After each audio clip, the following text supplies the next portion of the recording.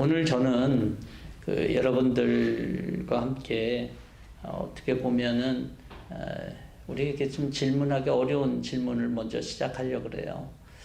인생의 목표에 대해서입니다. 누군가 여러분들에게 인생의 목표가 무엇이냐라고 묻는다라면 아마 대답하기가 좀 쉽지는 않을 것 같다는 생각이 듭니다.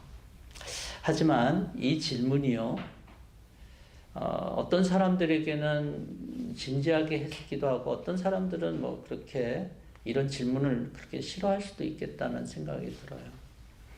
하지만 이 질문이 우리 삶의 성패를 결정짓는 중요한 질문이라고 하는 사실은 아마 대부분의 사람들이 동의하지 않을까 싶습니다. 어떤 탐험가가 어떤 오지를 여행하기 위해서 시계와 나침반을 챙겨서 길을 떠났어요. 시간이 흐르면서 어떤 이 강박에 빠진 것 같아요. 시계만 계속 들여다보는 거예요. 지금 몇 시지? 오늘 얼마나 걸었지? 목표 시간까지는 얼마나 남았지? 이런 것들을 계속했어요. 그런데 그거 정확히 시간을 계산해서 좀 부지런히 움직였어요. 그러나 그가 정작 자신이 어디로 가는지 전혀 살피지 않았기 때문에 결국 길을 잃었대요. 그때 동료가 그를 향해서 한마디를 던지는데 우리가 지금 잊어버린 거는 시간이 아니라 방향이야. 이렇게 얘기를 했다 그래요. 우리의 인생도 이 탐험과 다르지 않지 않을까 싶습니다. 각자 자리에서 정해진 일들을 훌륭하게 해내고 바쁘게 살아갑니다. 남들에게 뒤지지 않으려고 정확하게 시계를 보고 달리지만 정말 중요한 것, 우리가 어디를 향해 가고 있고 어디를 향해 가야만 하는가라고 하는 그런 인생의 방향, 그것이 서 있지 않는다라면 아무리 빨리 달리고 아무리 많은 것들을 했어도 우리는 우리가 원하는 목표 아니면 우리 인생에게 정해진 그 목표에 달하기는 어렵다라고 하는 것입니다. 오늘 많은 분들이 행복을 인생의 목표와 같이 여기시는 분이 있어요. 행복 중요합니다. 삶의 행복이 없으면요, 피폐해지고 본인뿐만이 아니라 곁에 있는 사람도 힘들어질 거예요. 하지만 이 행복은요, 무단히 감정적인 영역이에요. 지금 느끼는 만족, 평안, 이런 것과 관련되어 있어요. 그래서 이것은 삶이 굉장히 변화무쌍하기 때문에 행복은 얼마든지 쉽게 바뀝니다. 그리고 각자마다 행복의 기준들이 너무나도 달라요. 그런데 여러분, 목표는 조금 다릅니다. 이것은 꾸준함에 있어요. 어떻게 보면 그것은 내 어떤 감정에 의해 요동치는 것이 아니라 이 목표는 계속적으로 의지적으로 우리가 해야 되는 어떤 그런 부분들과 관련되어 있다라고 생각이 들어요. 하지만 성경은요, 인생의 마지막에 대해서 늘 두 가지의 결론이 있음을 우리에게 얘기하고 있어요. 끊임없이 강조해요. 행복만 쫓아갖고는 사실은 하나님이 원하시는, 성경에서 얘기하고 있는 하나님이 마지막에 우리 인생들에게 정하신 목표에 도달하기는 어렵다라고 하는 거예요. 왜냐하면 행복 자체가 중요하지만 그것 가지고 하나님이 원하시는 목표에 이룰 수 없기 때문에 그래요. 몇 주간 율법학자와 바리새인보다 더 나은 의에 대해서 나누었습니다. 오늘 우리는 마태복음 5장 결론부에 이르러서 예수님께서 하신 말씀을 우리는 듣게 돼요. 48절에 보면 주님께서 아버지 온전하신 같이 너희도 온전하여라 그렇게 얘기를 해요. 너무 부담스럽지 않아요? 여러분, 우리는 예수님처럼 하나님처럼 어떻게 온전해지고 완전해질 수 있을까요?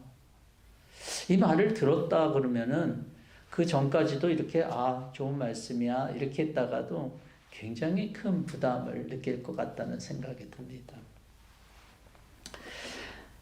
이전에도 계속적으로 우리가 성경을 조금 그 맥락이 무엇인지를 우리가 살펴봤듯이 우리가 이 본문 48절을 위해서는 성경의 맥락을 좀 우리가 이해해야 할 필요가 있습니다. 이 맥락을 살피기 위해서는 우리는 46절과 47절을 우리가 같이 함께 봐야 되는데요. 우리 46절과 47절을 우리 다 같이 함께 보도록 하겠습니다.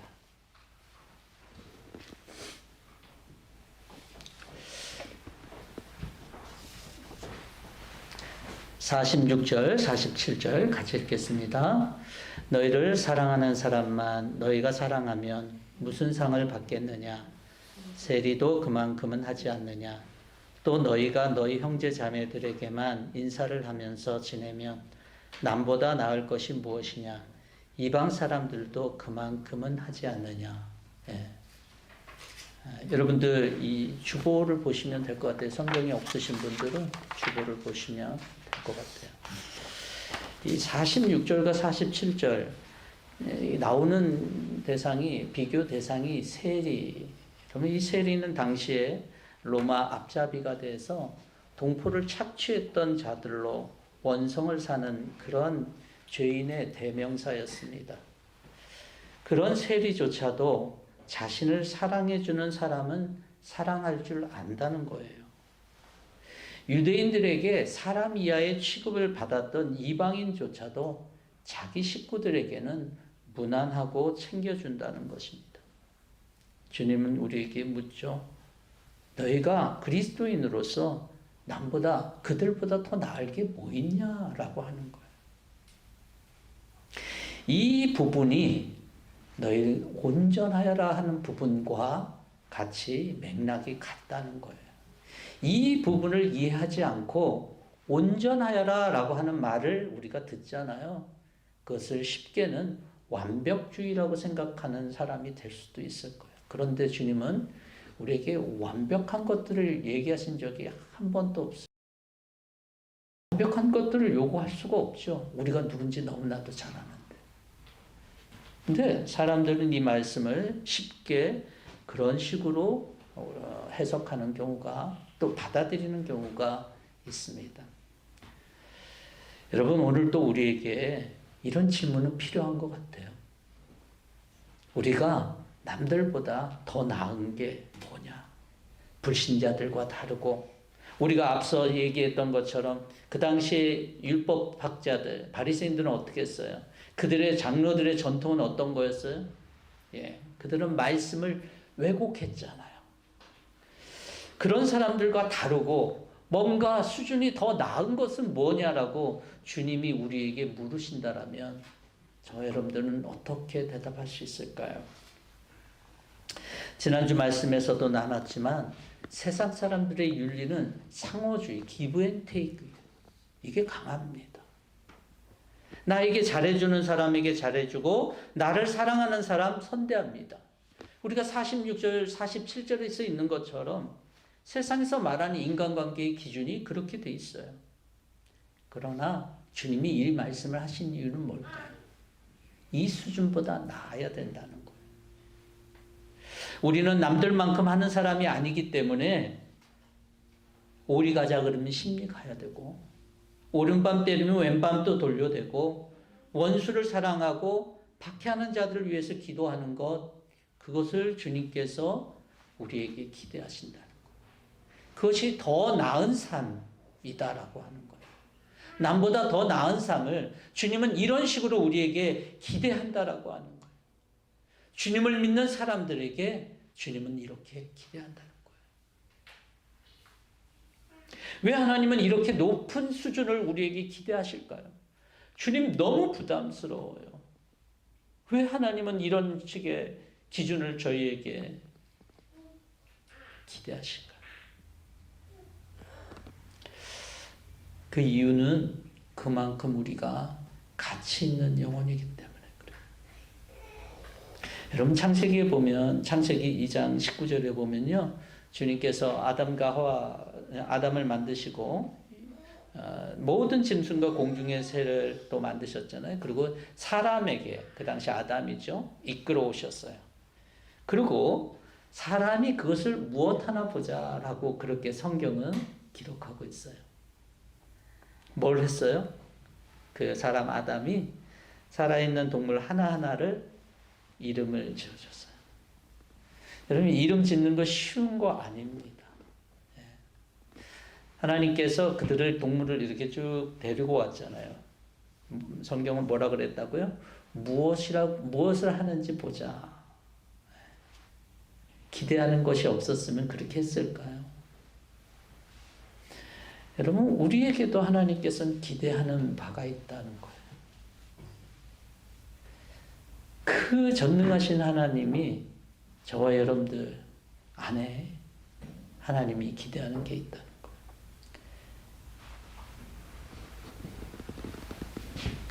그것이 우리를 기대하는 바가 우리의 능력이 있어서 그럴까요?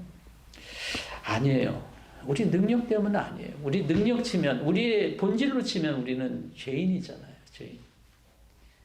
근데 성도라고 했을 때, 우리는 예수 그리스도를 믿는다고 했을 때 우리 안에 뭐가 있는지를 믿는 사람들입니까? 생명이 있음을 믿는 거예요. 영생을 얻었다는 것은 단순히 죽어서 천국 가는 티켓을 따는 것이 아니라고 제가 누누이 말씀드렸어요. 육신의 생명과는 전혀 다른 종류의 생명이, 더 나은 삶을 살 수 있는 능력을 갖고 있는 이 생명이, 예수 그리스도의 보혈의 피로 얻어진 이 생명이 성도들에게는, 그리스도인들에게는 있다라고 하는 거예요. 우리 자신을 봐서는 가능성이 없지만 하나님이 그리스도를 통해서 우리 가운데 허락한 이 생명에는 하나님이 기대할 만한, 더 나은 삶을 기대할 만한 것이 거기에 있다라고 하는 거예요.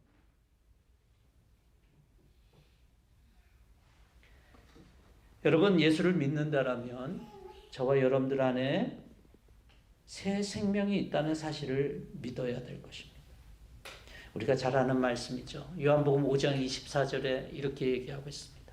내가 진정으로 너희에게 말한다. 내 말을 듣고 또 나를 보내신 분을 믿는 사람은 영원한 생명을 가지고 있고, 영원한 생명을 가지고 있고. 저와 여러분들이 인정하는 건 뭡니까? 내 육신의 생명들은 인정하는 사람들은 많을 거예요. 근데 예수 그리스도를 믿는다라고 한다면, 예수 그리스도를 믿는다라고 하는 것은 내 안에 영원한 생명이 있다라고 하는 것입니다.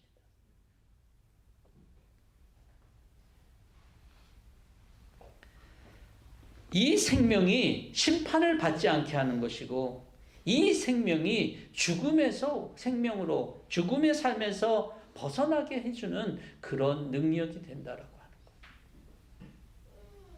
많은 사람의 초점은, 당시의 바리새인과 율법학자들의 초점도 그렇고 내가 뭘 하느냐에 많은 초점이 있었던 것 같아요. 근데 주님이 우리를 기대하는 것은 우리 안에 주님으로 인해서 얻어진 이 생명이 무엇을 하게끔 하느냐에 우리가 집중하라고 하는 거죠. 너무나도, 그래서 우리 성도들은 너무나도 귀한 거예요. 예수 그리스도를 믿는 모든 사람들은 너무나도 귀한 거예요. 그 안에 영원한 생명, 예수 생명이 있기 때문에 그래요. 그래서 이 예수 생명이 있는 사람들은 이 생명이 발동하게끔 하는데 자기의 삶에 집중합니다. 내 안에 있는 이 영원한 생명이 어떻게 역사하도록 할까라고 하는 것에 집중하는 거예요. 그래서 우리는 남들이 하는 수준, 세상 사람들이 하는 기준에 우리의 시선과 우리의 마음을 쓰지 않는 거예요.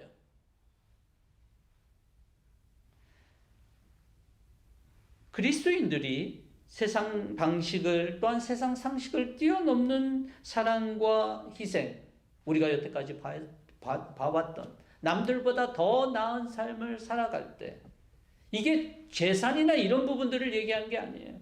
우리가 여태까지 7주간 정도 우리가 계속적으로 봐왔던 너희들이 율법학자와 바리새인의 의보다 더 나은 이 삶을 주님께서 우리에게 요구하신데, 이 삶을 살아갈 때 비로소 교회를 통해서 영원한 생명을 우리 가운데 허락하신 하나님의 살아계심, 하나님의 역사하심, 일하심을 보여주게 된다라고 하는 거예요.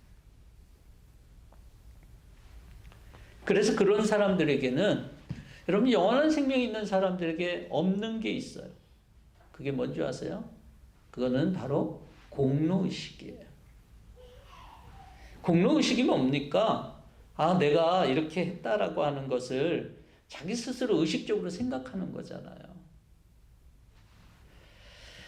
세상 사람들은 선을 행하면 그것을 기억합니다. 대부분의 사람들은 자신이 선을 행하면 기억하죠. 기억하지 않는 사람들이 어디 있겠어요?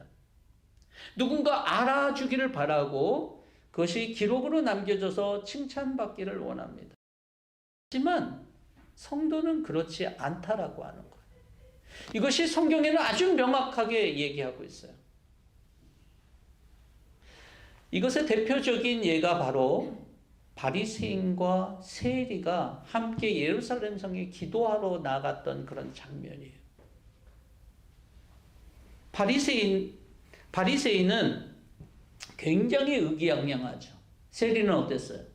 얼굴조차도 못 들었다고 그랬어요. 그러면서 자신이 얼마나 대단한지에 대해서 쭉 얘기를 하잖아요. 그게 거짓말이었습니까? 아니에요. 그가 삶이에요. 그런데 주님께서 그것을 인정하지 않는다 그러시네요.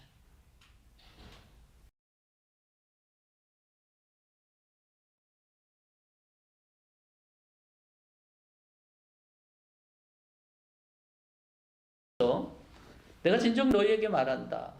세리와 창녀들이 오히려 너희보다 먼저 하나님 나라에 들어간다. 굉장히 어떻게 보면 실망스러운 얘기죠. 우리가 이렇게 했던 거 하나님이 인정해 주지 않는다니.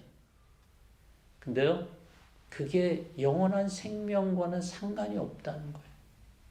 영원한 생명이 역사하고 영원한 생명이 일하는 거는 그런 식으로 하지 않는다는 거예요. 거기 속에서는 공로의식 같은 게 나올 수가 없기 때문에 그래요. 영원한 생명에서 어떻게 우리에게 공로의식이 나올 수 있겠냐는 거예요. 여러분, 그거는 넌센스죠. 마태복음 25장에 보면 양과 염소의 비유가 나와요. 오른편에 있는 양들에게 주님께서 이렇게 얘기합니다. 내가 줄일 때 먹을 것을 주었고 벌벗을 때 입을 것을 주었다. 여러분 잘 기억나시죠? 그럴 때 주님이 뭐라고, 그 사람들이 뭐라고 대답합니까? 주님, 우리가 언제요? 기억나지 않습니다. 왼편에 있는 염소들에 해당되는 사람들에게도 얘기를 합니다. 야, 너희들은 내가 줄일 때 먹을 것도 주지 않았고 헐벗을 때 입을 것도 주지 않았고 찾아오지도 않았고 이렇게 얘기를 하니까 그들이 뭐라고 얘기합니까? 주님, 우리가 언제요? 우리가 언제요? 우리가 주님을 위해서 이렇게도 했고 저렇게도 했고 이렇게 얘기를 합니다. 우리는 다 했어요. 자기들이 행한 선행의 목록을 정확하게 기억하면서 얘기를 해요. 근데 주님은 그들은 염소, 또 자신의 행한 그 모든 것들에 대해서 기억하지 못하는 자들에 대해서 하나님께서 복받을 자로 여기는 그들에 대해서 하나님은 양으로, 그렇게 영원한 천국을 허락하는 어떤 그런 양으로 마태복음 25장이 나와요. 마태복음 25장은 하나님의 심판에 대한 그런 부분들을 담고 있어요. 차이가 뭘까요? 어떻게 그들은 자기가 했던 일을 잃어버렸을까요? 당연해요.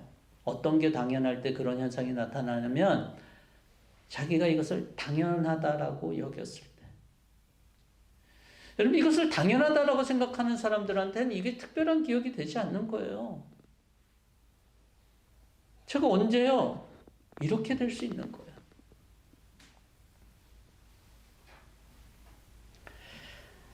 그렇지만 그것이 자기 공로의식이 사로잡힌 사람은 작은 거라도 그걸 다 드러내고 싶은 거예요. 그걸 하나님 앞에 다 목록화시키고 싶은 거예요. 근데 그걸 가지고 하나님이 기뻐하신다, 인정해준다, 하나님의 크레딧이 된다? 절대 아니라는 거죠. 왜냐? 영원한 생명이 역사하는 건 그런 방식으로 역사하지 않거든요. 남보다 더 나은 선을 행하면서도 자신의 자랑으로 삼지 않고 오른손이 하는 일 왼손이 모르게 하고 하나님이 좋아하시고 이웃이 유익을 얻었다 그러면 거기서 that's it. 내가 할 바를 한 거야. 그렇기 때문에 기억에 남지 않는 거예요. 이게 바로 더 나은 것 아니겠습니까? 더 낫다 그러니까 선을 행할 때 이 사람이 10개를 했으면 나는 100개를 해야지. 이게 아니에요.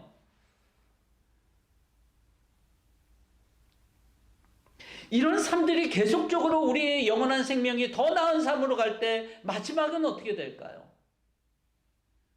이런 삶의 태도는 우리 인생의 가장 어두운 순간인 질병에 또는 시련에 또는 죽음 앞에서 빛이 난다는 사실을 아세요? 불신자 중에서도 의연하게 임종을 맞는 사람들이 있지만 성도의 죽음은 차원이 다릅니다. 진짜 그리스도인의 죽음은 차원이 달라요.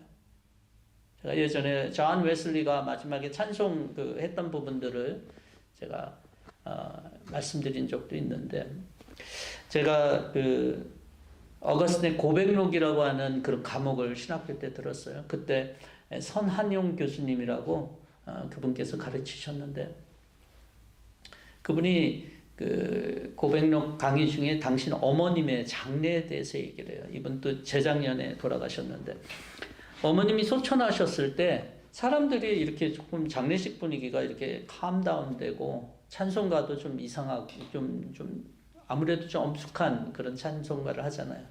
그러면서 그분이 스탑을 시키고 기쁘고 밝은 찬양으로 바꾸라고 그렇게 얘기를 했대요. 왜냐하면 지금 막 어머님이 천국 가는 중인데, 이게 슬플 일이냐고.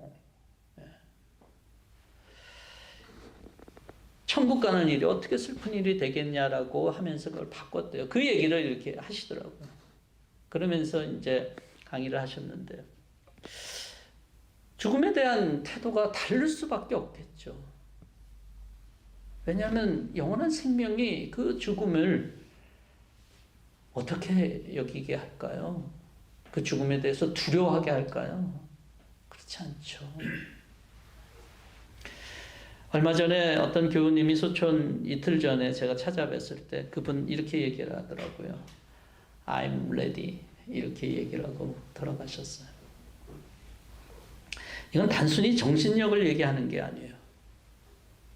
죽음 너머에 내가 갖고 있는 이 생명이 어떤 일을 할 것인지에 대한 확신이 있기 때문이에요. 그런데 내 삶 속에서 더 나은 삶이 없다라면 여러분, 그 삶이 계속적으로 세상 사람들의 기준보다도 더 낫고 하나님이 원하시는 영원한 생명의 그 기준에서도 상관이 없이 살아간다라면 이 죽음에 대해서 또 우리 삶의 고통 속에서 시련 속에서 우리는 이렇게 당당할 수 있을까요? 저는 그렇게 되기는 어려울 것 같아요. 예수님 말씀하십니다. 그러므로 하늘에 계신 너희 아버지께서 완전하신 것 같이 너희도 완전하라.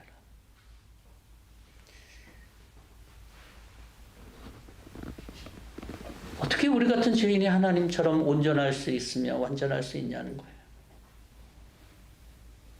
이것은 수준에 대한 얘기를 하는 게 아니라 기대에 대한 얘기를 하는 거예요. 우리의 능력에 대한 얘기를 하는 것이 아니라 우리가 나아가야 될 목표에 대한 얘기를 하는 거예요.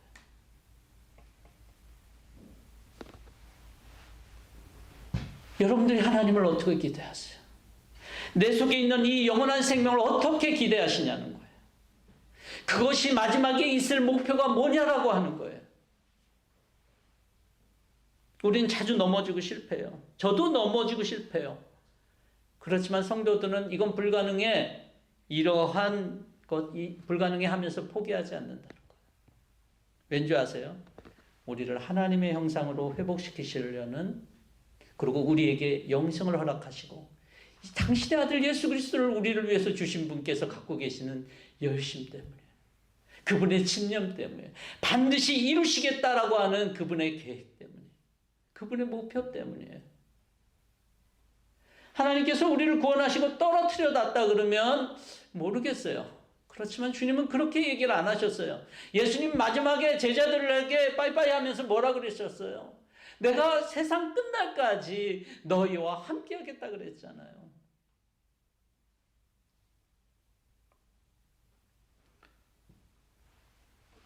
우리가 자주 넘어지고 실패하고 모순된 모습을 보여도 주님은 포기하지 않는다는 거예요. 주님은 목표가 있어요. 저 여러분들을 향해서. 그래서 우리에게 그리스도를 통해서 영원한 생명을 허락하셨어요. 하나님의 그 목표, 하나님의 집념, 하나님의 열심이 저와 여러분들이 이끌어가는 거예요. 저와 여러분들이 잘나서가 아니겠죠. 그래서 우리는 하나님께 감사하며 매 예배 때마다, 모일 때마다 우리는 하나님을 인정하며 하나님을 의지하며 하나님을 높이는 거죠. 어두운 방에 켜진 작은 촛불이 있었어요. 촛불이 생각합니다. 이 넓은 어둠을 내가 다 어떻게 밝히지? 그때 누군가 말했어요. 너의 목표는 어둠을 없애는 게 아니야. 내가 서 있는 그 자리에서 빛을 내는 것이다. 여러분, 다른 사람들 얘기할 게 없어요. 우리 자신만, 남보다 더 하나님이 원하시는 그런 선, 사랑, 용서, 이런 삶들을 우리가 삶 속에서 살아내면 돼요. 왜? 이 영원한 생명이 그것을 발동하게끔, 내 육신적 죄성이 발동하는 것이 아니라 영원한 생명이 발동하게끔 해서 하나님의 완전함에 이르게 되는 그런 것을 주님께서 원하신다는 겁니다. 사랑하는 성도 여러분, 하나님이 우리에게 주신 목표는 세상을 한꺼번에 뒤집는 영웅적 행위가 아닙니다. 저와 여러분들이 있는 자리에서 남들보다 조금 더 사랑하고, 남들보다 더 참고, 남들보다 더 베풀고, 남들보다 조금 더 용서하고, 내 공로의식에 사로잡히지 않고, 남이 하는 대로 갚아주려고 하는, 페이백하려고 하는 이 척박한 세상 속에서 하나님의 온전하심, 완전하심을 닮아가는 삶을 주님께서 기대하신다는 거예요. 우리 안에 착한 일을 시작하신 분이 있다고 분명히 믿습니다. 빌립보서에서 그렇게 얘기하고 있어요. 우리가 하는 게 아니잖아요. 우리 속에서 착한 일을 시작하신 주님께서 우리가 실패해도 다시 시작하게 하실 줄로 믿습니다. 사순절을 보내면서 저와 여러분들이 하나님의 영생에 대한 소망과 이 사실이 우리 가운데 있다라고 하는 이 부분들을 우리가 다시 한번 회복하며 우리 속에서 주님이 행하시겠다라고 하는 그런 일들에 우리를 순종하며 내어놓으며 더 나은, 남들보다 더 나은 주님이 기대하는 삶으로 하나님이 목표하신 완전함에 이르는 저와 여러분들의 삶이 될 수 있기를 주의 이름으로 축원합니다. 같이 함께 기도하겠습니다.